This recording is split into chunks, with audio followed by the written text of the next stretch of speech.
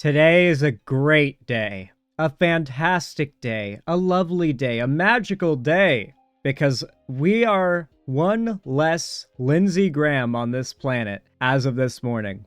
We got the news, I think, through leaks maybe a week ago that he was sick and that he was dying because it had come out and leaked a little bit, but it was an unconfirmed story. But now he's dead. Now it's confirmed he's gone. He's in hell right now. He's well on his way to his divine judgment. So, with that said, let's go ahead and find out what the hell happened to him, because the only thing I really care about with Lindsey Graham is the absolutely traumatizing story I heard about his genital warts that apparently looked like a big cluster of ladybugs.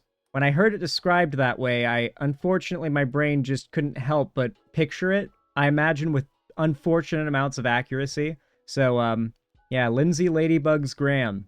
He's gone. His ladybugs are no longer with us, guys. Apparently he called them that, actually. Didn't he literally call them his ladybugs? Oh no, more of it's coming back to me now. No, no, no, no, no. Okay, nope. We need to learn about his death. We need to get off this topic. Learning that longtime Republican Senator Lindsey Graham has passed away.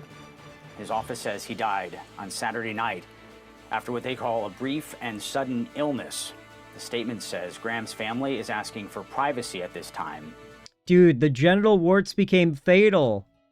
He represented the state of South Carolina in the U.S. Congress since 1995. Let's bring in CNN's Alex Michelson, anchor of The Story Is. Alex, you are on the West Coast there. How are you processing this news that has just come in, the shocking death of a senator who had just been in Ukraine and had just met with the Ukrainian president, and now we're learning he has died? Yeah, I mean, Thank you. Posted a... Thank you, Zelensky. Thank you. You are my goat, bro. Thank you. You know, Zelensky came through for us. All right, he came through for us. All right, he's the goat. Bunch of statements onto X yesterday in his official capacity. Pictures and images of him working over the last few weeks are out there. So this coming out of nowhere, that Lindsey Graham, one of the most important and influential voices in the United States Senate for many years, somebody who has been one of the biggest champions of... Sadly, I don't think we're going to be able to flip a seat because of this. Keep that in mind. Still, it's funny. It's good that he's gone. He's a bad guy. He's a bad guy. More United States military intervention. Somebody who has championed the idea of military intervention in Iran for many years. Somebody who's championed the United States relationship with Israel. Wasn't he pro-Ukraine at least? Yeah. Like in a we need Ukraine to be an ally of America, yes. But he's also a Trump loyalist.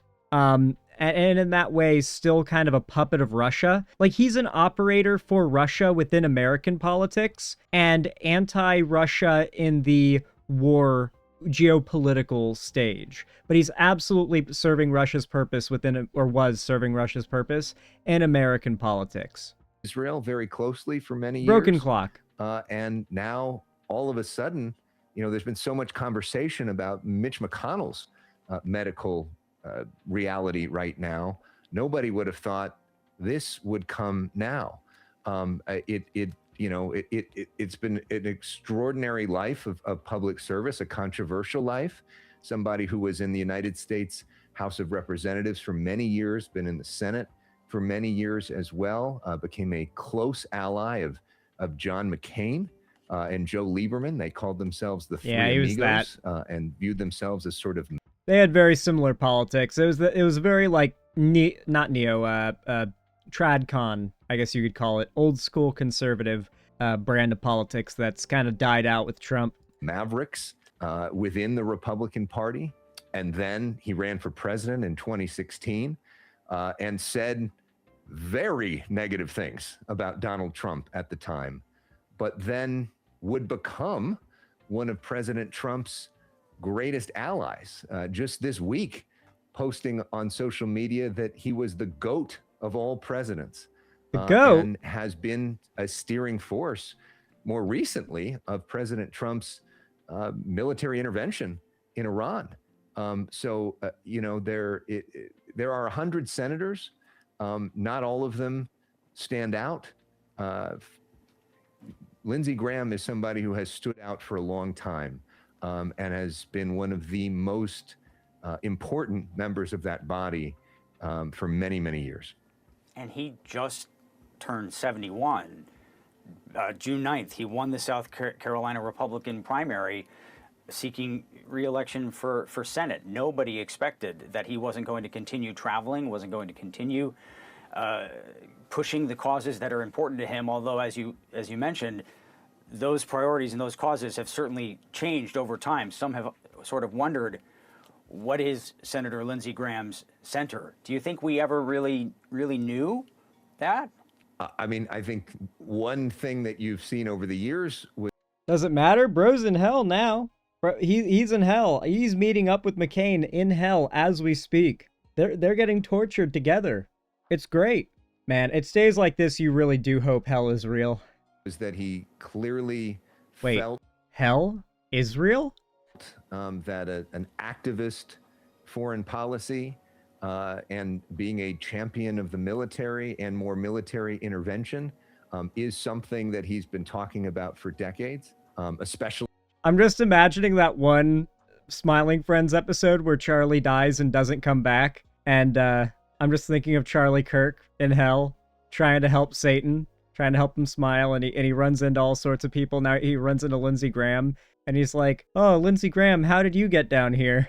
The Iran issue, and we've seen what's happened with that in the last few months as well. But that has been sort of the criticism. Technically, you could also call you could also call the video of Charlie Kirk getting kirked, Charlie dies and doesn't come back as well. Same name as the Smiling Friends episode. It fits perfectly. Of Lindsey Graham over the years, what you're talking about.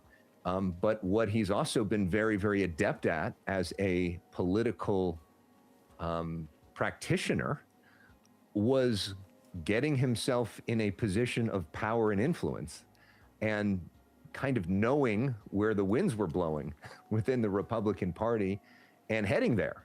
And in the process, giving himself an ability to survive politically, to win election after election, and to increase his seniority in the Senate.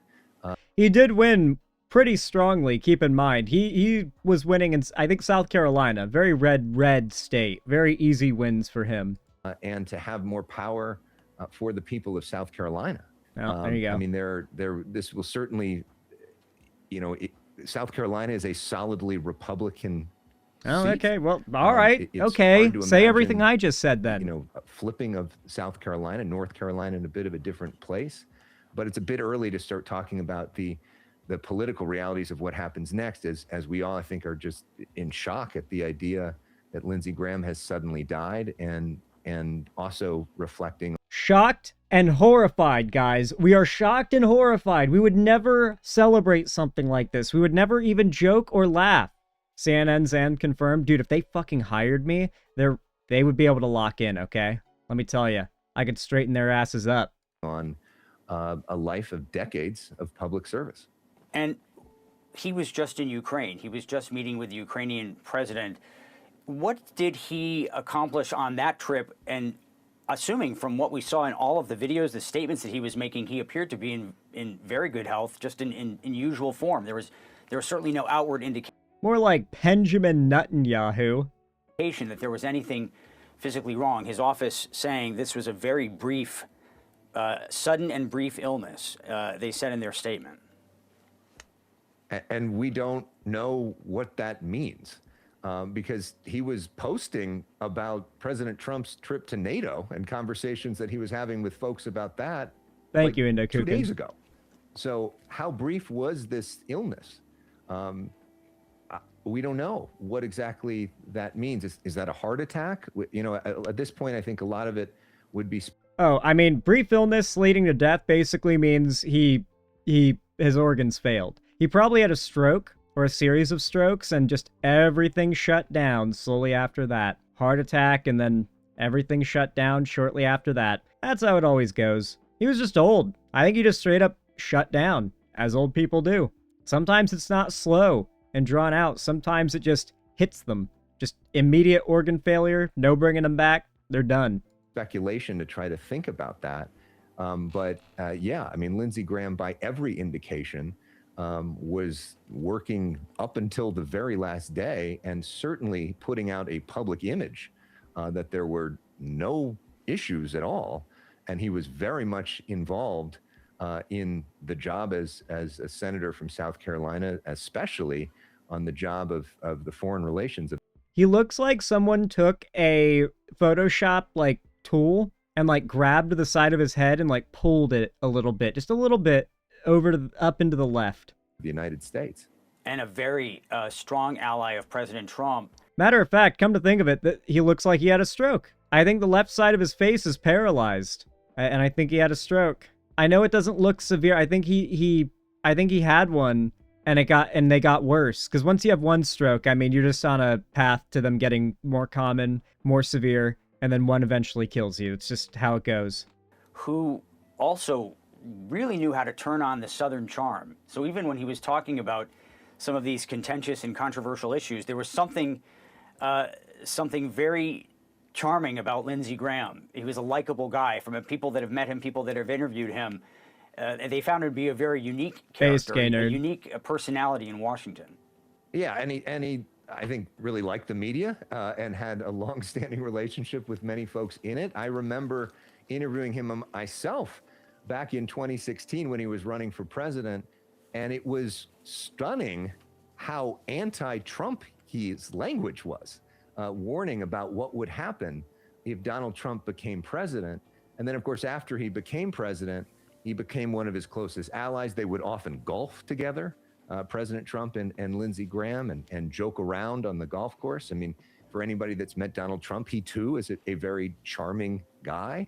And the two of them would go back and forth in terms of jokes with each other. And I think both of them, as people who sort of appreciate politics, were able to get over all those insults that they went back and forth on, and have a very... Not really, though, because Trump just kind of didn't give a shit. Trump was like, yeah, that's really sad. That's really sad. So, the SAVE Act, you know, we're gonna save America. We're so based. We're so cool. Everyone is gonna win. We're finally gonna win. I'm finally gonna keep my promises. Not, but still. Productive working relationship for each other. You know, that Lindsey Graham was somebody who helped to deliver for President Trump in a lot of ways in the Senate. And President Trump was very helpful for Lindsey Graham's career. As we've seen, I mean... What's with CNN glazing him? Oh, a lot of people don't know this, but CNN is like a right-leaning organization now. And like, I'm not the type of person who's just going to start accusing liberals of being fascist or whatever. So believe me when I say this, it's under the control of the right now. They have had a very decided political shift. They're under new management. They are absolutely like pretending to be the old CNN now, but they are under new management, and it is not politically the same management as before. They have a different bias now. On the corporate level, of course. And he, as you mentioned, he won the South Carolina primary because there was Trump supporters own it now. Challenger. President Trump, as we've seen in the last few months, can endorse challengers to Republican primary opponents in the Senate, and essentially end the careers of Republican senators in the process. He did that with John Cornyn in Texas. He did that with Bill Cassidy in Louisiana. He's been a supporter of Lindsey Graham. So they were able to move past their past problems and develop a very strong working relationship. And I think Lindsey Graham is one of the senators, from all the reporting, that President Trump was actually in touch with most in the United States Senate, as somebody who would work with him on formulating strategy on how to get things done. And President Trump certainly loves a turnaround story, somebody who is at one point a very... Good Lord. The absolute glazing for this guy, now that he's dead. We all have to pretend like he was a good person now, because he's not alive anymore. We all have to pretend like he was a good person now. I don't buy into that nonsense. Not my thing. Not my cup of tea. Anyway, folks, if you enjoyed this segment, then please consider leaving a like and a comment on the video. It helps a ton, and I appreciate it immensely. Consider subscribing and ring the bell icon to turn on all notifications so YouTube might tell you when I go live or upload new videos in the future. Follow my social medias linked down below as well if you want to see more from me on other platforms, and as always, I hope you enjoyed the video, and I hope to see you again in the next one. Thanks for watching.